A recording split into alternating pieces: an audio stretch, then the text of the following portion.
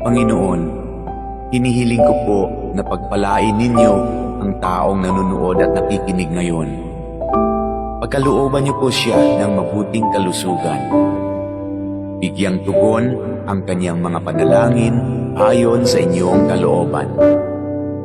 Loobin niyo po na magkaroon ng agarang solusyon ang problemang kanyang kinakaharap, lalo na ang problemang pinansyal at problema sa kanyang karelasyon at mga kaibigan.